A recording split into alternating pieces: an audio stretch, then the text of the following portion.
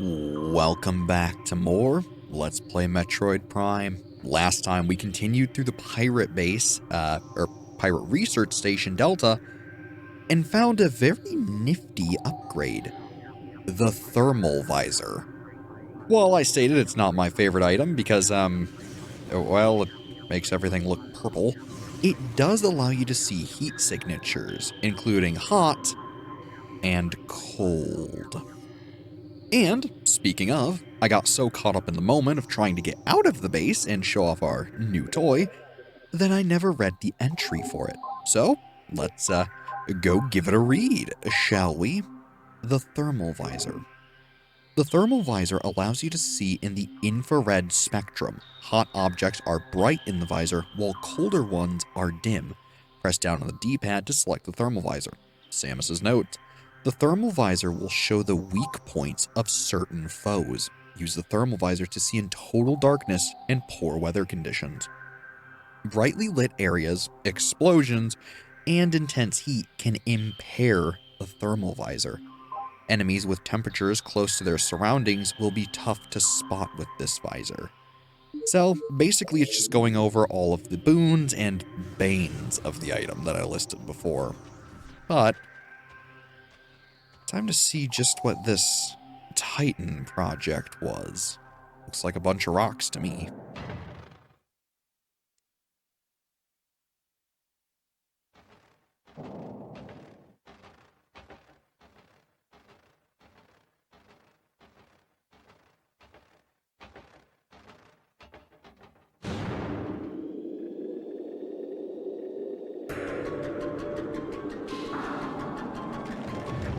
But wouldn't you know it,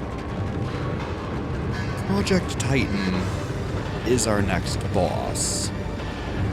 A very tough one at that.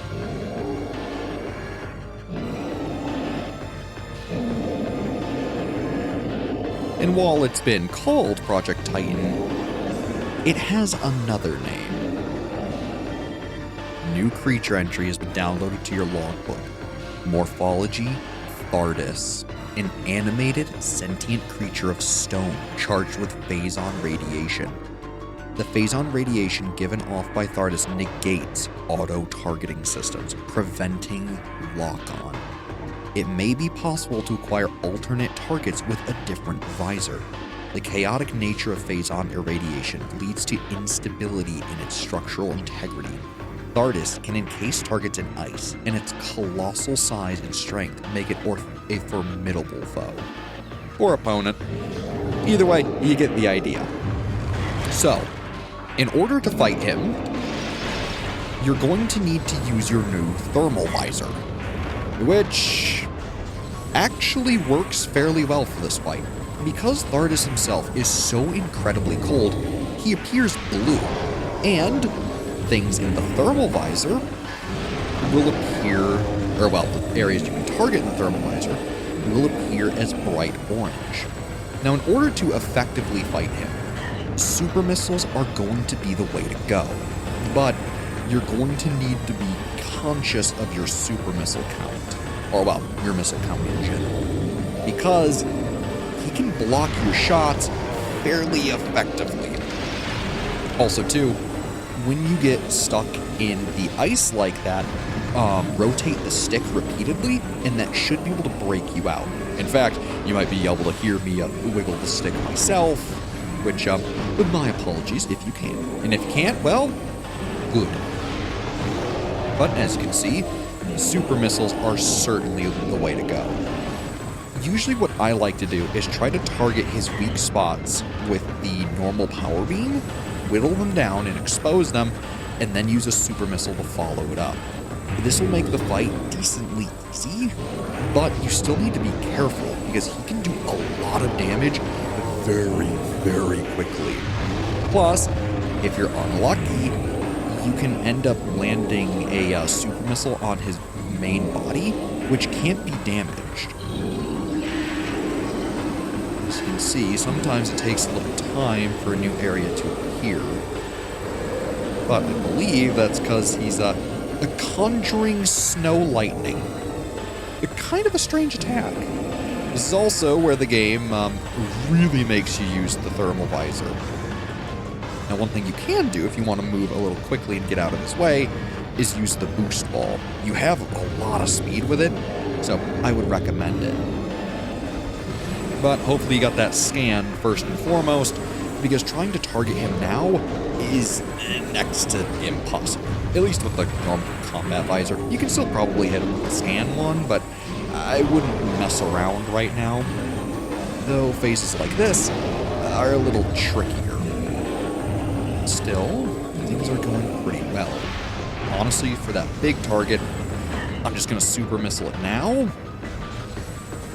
Do my best to get to it when I can.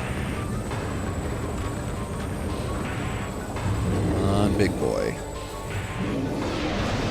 Yeah, see, he blocked the shot with his hand there. Not that it's a huge deal, but it's still annoying. Now, if you note, every time he brings up those little rocks, they have a heat signature and fly toward you. Usually, what you're supposed to do is you're supposed to destroy them to try to get pickups, be it health, missiles, you name it. I usually don't bother too much and just try my best to whittle him down with what I have, but it's probably recommended to, goodness, that was a long one, to actually shoot them and make sure you're trying to grab supplies all throughout the fight. I'm kind of lazy in that regard, but we should have just enough missiles to actually finish it. Now, if you run out of super missiles, i.e. you don't have 5 missiles to actually shoot into him, he can take a lot of punishment. And I'm not talking just a few charge shots. Oh no. Super missiles seriously make this guy manageable. So without them, you're going to be hard-pressed to actually deal with him very effectively. Also, too, in regards to the mashing, I think mashing A and B, so your jump and shoot buttons, also speeds that up a fair bit. So keep it in mind.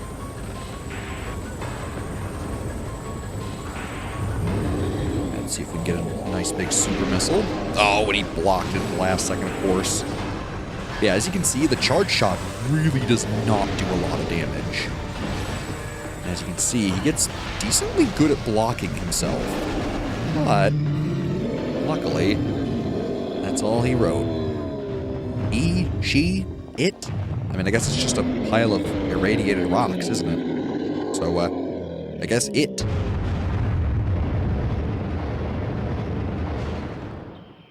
Quite the set piece, though. And I like how it throws a rock at Samus. But, for beating Thardus, we get a very nice upgrade. The Spider Ball. Oh, baby.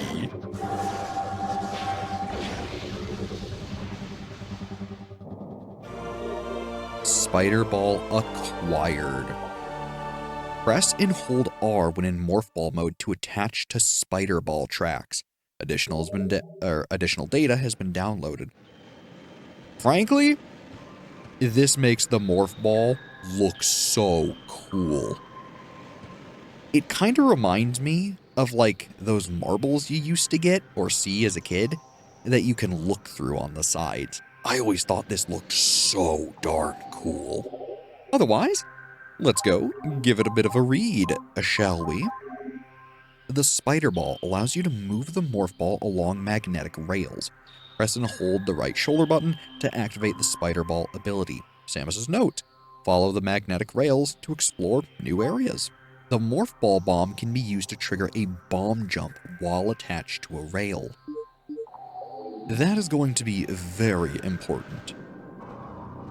So yeah, simply hold R, and if you let go, you'll drop. But you can also reattach just as quickly if you hold R again.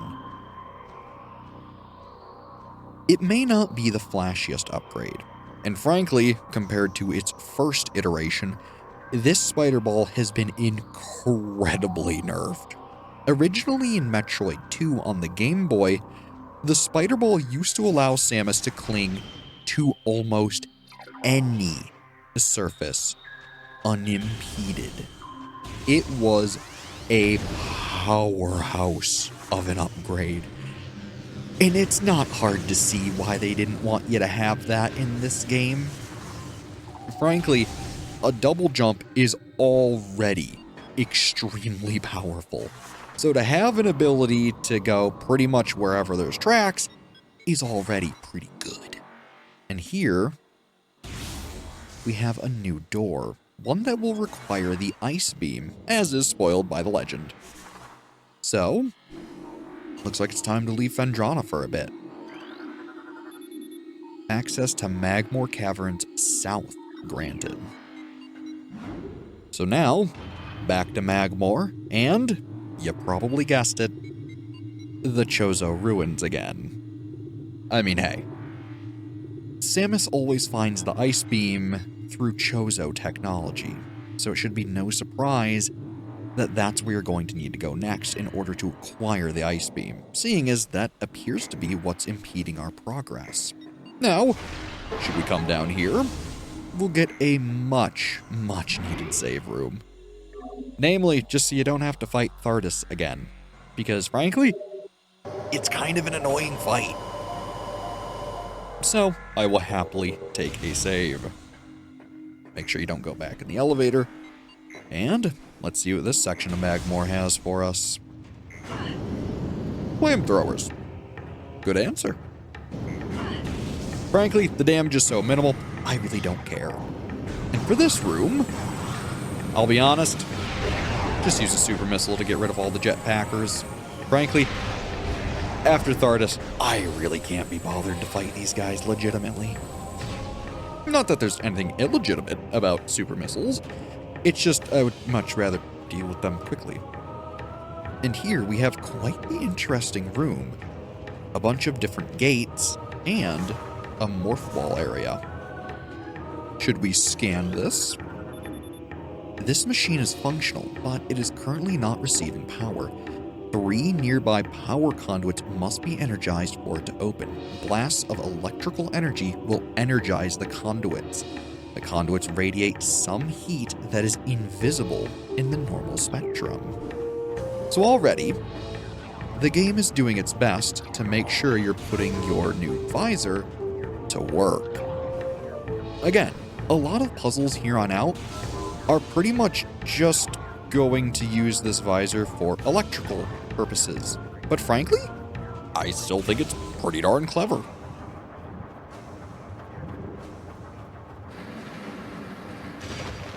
And so with that, it starts cooling the lava, or magma in this case, into obsidian. So, using our morph ball and boost ball, we can come into these areas and find new things. Access to East Channel door granted. Lava within channel has been cooled. Well, I guess I was right with lava. I suppose this area is technically open to the outdoors, so it would be lava instead of magma. But again, a bit of a goofy distinction, if nothing else. This is also where your boost ball is going to be rather helpful. If you can, take out the enemies along the way. Don't get hit by them. It's usually not too hard, but still, be careful. Access to North Channel door granted. Lava within has been cooled, of course.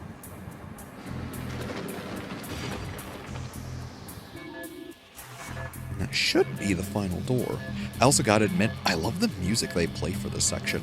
You don't hear it all that often, so to hear it here is pretty nifty. And in here, we receive our prize, another energy tank. Super useful. After all, you know darn well we're going to be using that. Maybe not immediately, but you get the idea. Extra health is always nice. I will say, this is one of the few games out there where health increases become incredibly minimal compared to early on increases. What I mean to say is that a health increase is consistent throughout the entire game. So only getting 100 energy when you already have several hundred or 1,000 Seems like it's a small amount, but it all adds up pretty darn quickly. Also, let's see. Looks like we can go that way. But what is over this way? Because it looks like there's another door here we can go through. And frankly, while I don't want to slip off the platform, I do want to check what's over here. Because I don't think we can do anything this way yet, but still worth a look. It looks like I am correct. Hello, Zoomer. Unstable bendesium debris blocking path. Something that we're going to start encountering a bit more. But even if we did have the thing to clear bendesium, there's an ice door at the end of that path. So even if we wanted to and could get past it, there's nothing there for us right now. So this way we go. And we get a new enemy. New creature's been added to our logbook. Morphology, puddle spore. Sentient floating lava mollusk protected by an impenetrable shell. A puddle spore opens when approached, attempting to intimidate with its size. When opened, direct fire to its mantle causes it to flip into a defensive position. If it can slam shut, it ejects a spread of harmful energy globules. So yeah, not all that dangerous of an enemy, and in fact, quite useful as a platform. A bit strange, if nothing else. So I just want to make sure I didn't miss the scan on those guys. There have been many a playthrough where I play this game and I miss the scan on those little dudes. So I would much rather be safe than sorry. And now while they are in this room, you can actually just straight up skip them. As fun as it is to mess with them, you really don't need to. Now one thing I will note for this room, there's an ice door way up above there, but we can't get to it yet. In fact, we need the grapple beam. So keep it in mind. Oh, hello.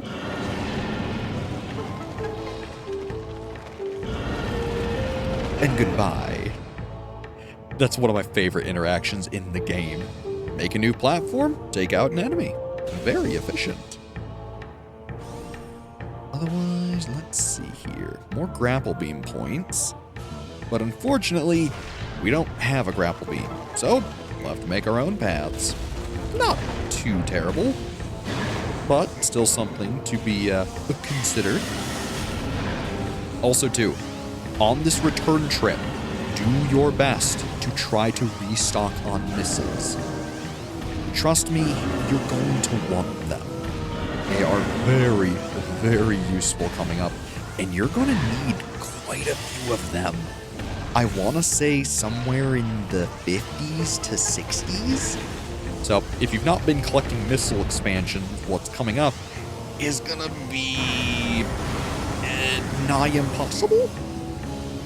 You might get lucky with some drops within the room itself, but you guys are just not going to stop. Well, I'll roll under you. But with the room I'm thinking of, you're going to need so many missiles that if you have a very low count, you're going to seriously need to make your missiles count. Which, a bit of a redundant sentence there, but you get my meaning.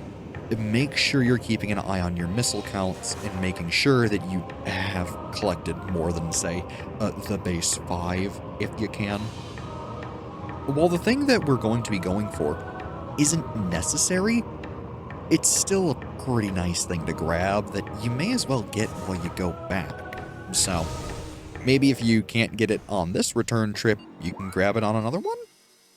Ooh, looks like this will connect to the monitor station here. So frankly, while we're here, let's take a peek. After all, it doesn't really hurt us, and we've not explored it on the map, so may as well see what's in store. Some flamethrowers.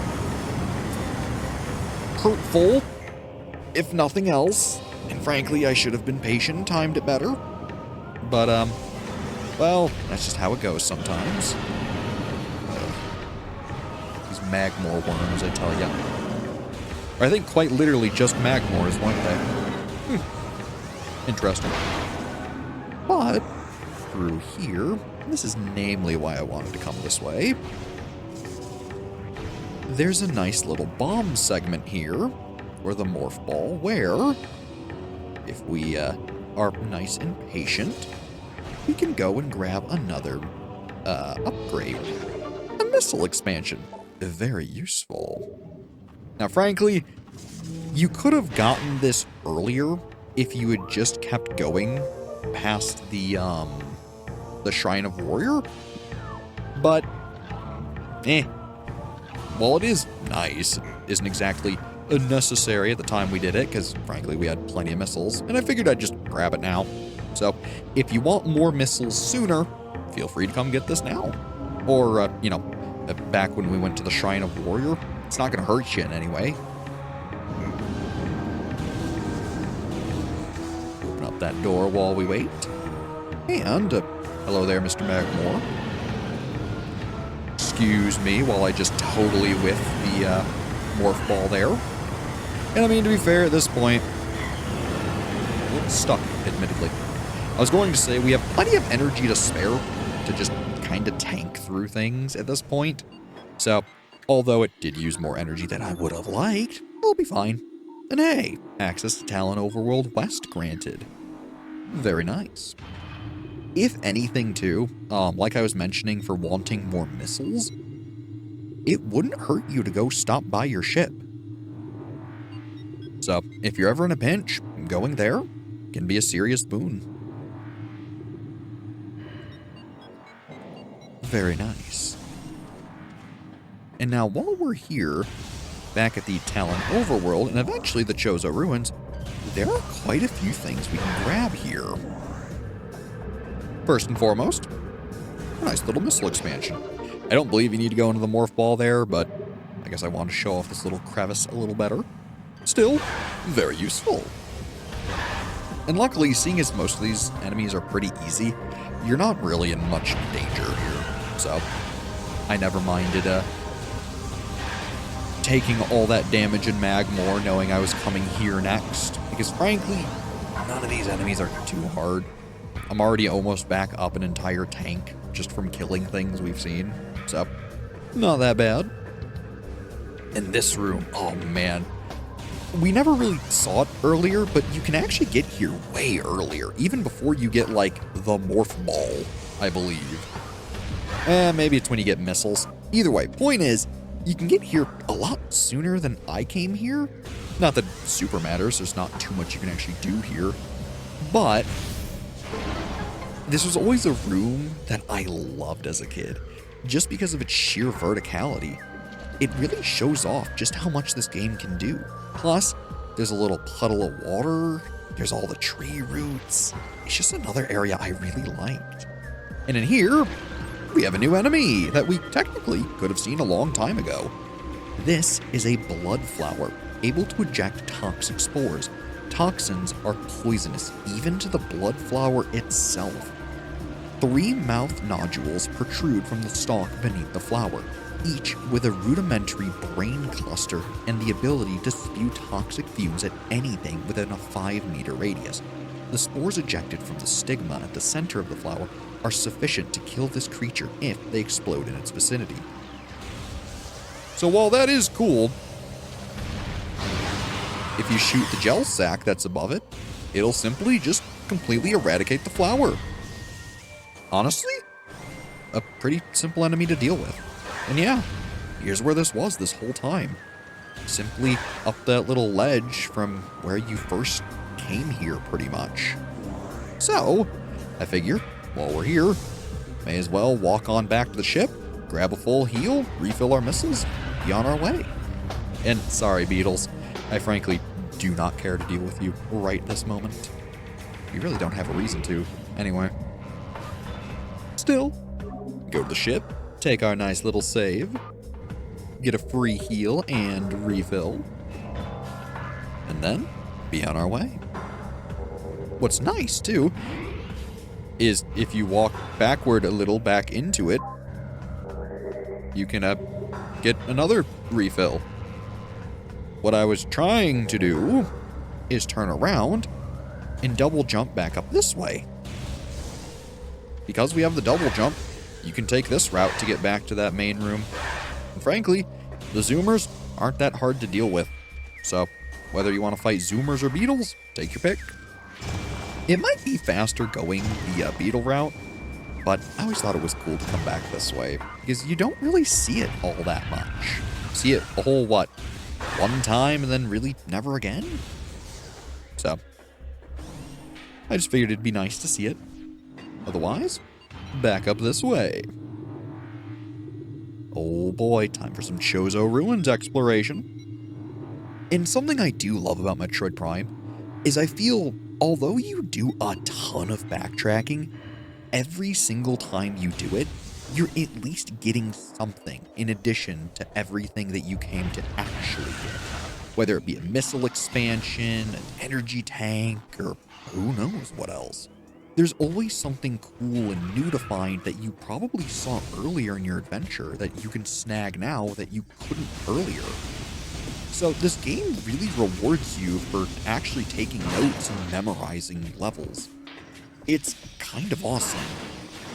And while maybe the game doesn't lend itself to, a pen and paper note-taking all that well, it at least should be pretty self-evident to make sure to go back to places you remember there being things. Also, I just want to make sure that I actually got this upgrade. I did, okay. Whew.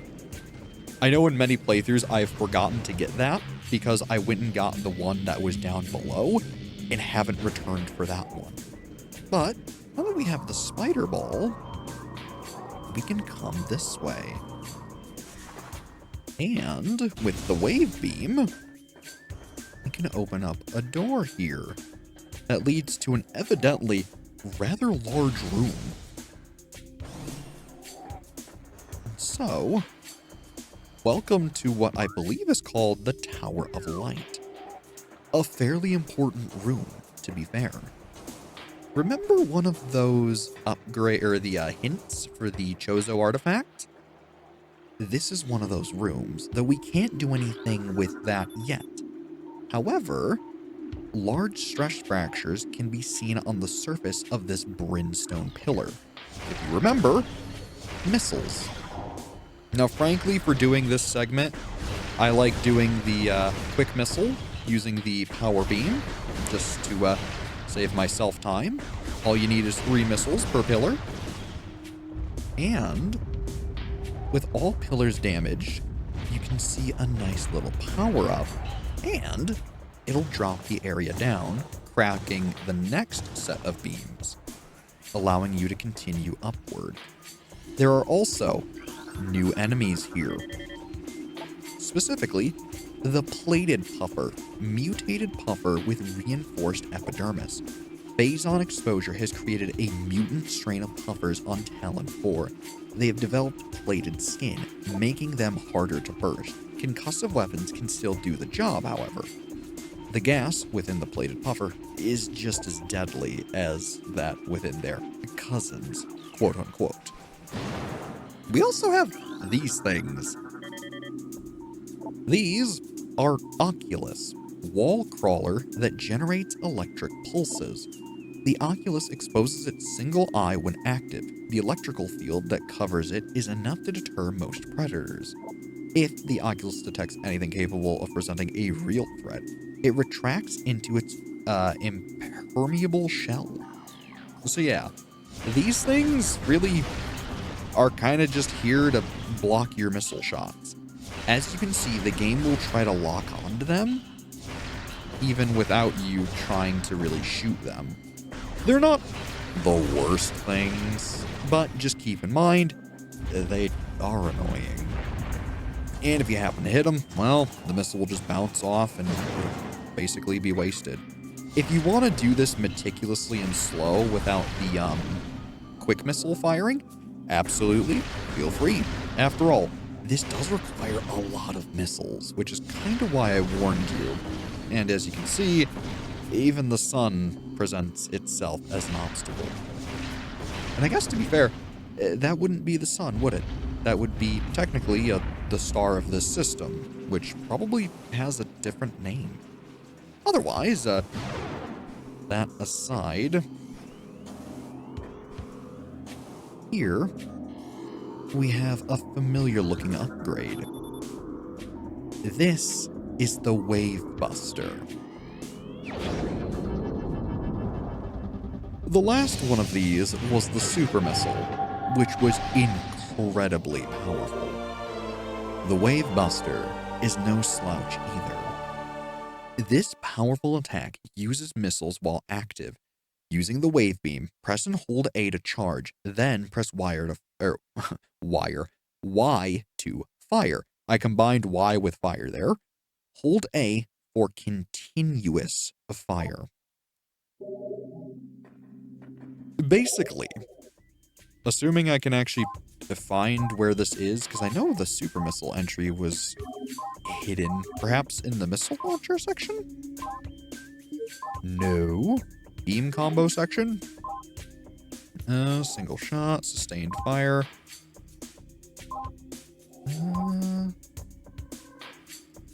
Let's see. Ah, yes, here we go.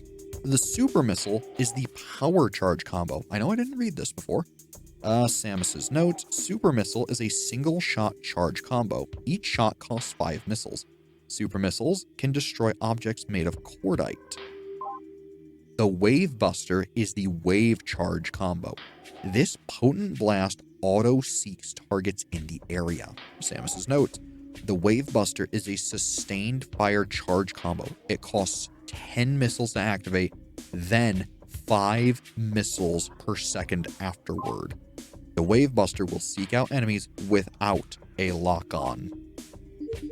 So frankly, the Wave Buster is an incredibly costly move.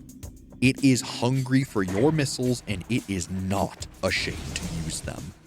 However, it does fantastic continuous damage to anything that it can affect, because there will be enemies that are resistant to electricity, believe it or not. So, for instance, you, my good friend. Let's show the Wave Buster. As you can see, it locks on and does a fair bit of damage while effectively stun locking an enemy. The only issue, though, notice how many missiles that used. We know that 2 missiles normally can kill that enemy without much effort. So while the Wave Buster is cool and it can be useful and powerful, I find that it almost is never worth the cost. Seriously, 1 super missile or even a charge shot deals with that same enemy almost 3 times as fast as the Wave Buster? So, I really can't ever recommend it. Now, notably, this tree seems to be weakened due to cellular decomposition. While it doesn't specifically say, should you aim at that little thing there, the, I guess, notch, everything bounces off, except for a super missile, which houses a missile upgrade inside of it. So, seeing as we just got a very, very missile-hungry upgrade, getting all of the missiles that you can is going to be imperative to actually using it. Not that I ever can really recommend it, though. There are a couple cases where it is really useful, but again, it is such a missile-hungry upgrade that effectively using it is really hard. Almost any enemy that you could use the Wave Buster on, you can usually just use a super missile, and that'll deal with it just fine. I'm not trying to bemoan this upgrade and say that it's really bad or anything. It's just that, frankly, you can do so much better. Again, where it is really effective, it is really effective. But in the areas that it's not so great, it's really not great. So frankly, I would say keep your super missile for normal combat situations and in areas where you can't use them normally, or maybe have a fast target that would it would behoove you to have auto lock on. And maybe that's where I'd recommend the Wave Buster. But until then, I just really can't recommend it. And it's kind of a shame. Also, I guess really, I don't know if we can go this way yet. In order to get back into the Sun Chamber room, which, if you remember, there was a hint saying that there was an artifact here. But I believe there's something we need to do first and foremost before we can go back here properly. So, we need to go all the way back this way toward the furnace, because we now have an upgrade that can actually get us through there, even if it maybe doesn't look like that's the case. Also, there's a whole unexplored area along the way. So, I think I might be getting a little ahead of myself, and we need to go that way. But, I suppose, while we're here, we can take this nice little save and end the episode. Next time we play Metroid Prime, we'll see what's waiting for us over that way. Hopefully, it'll be a nice new beam. As always, I'm Brad.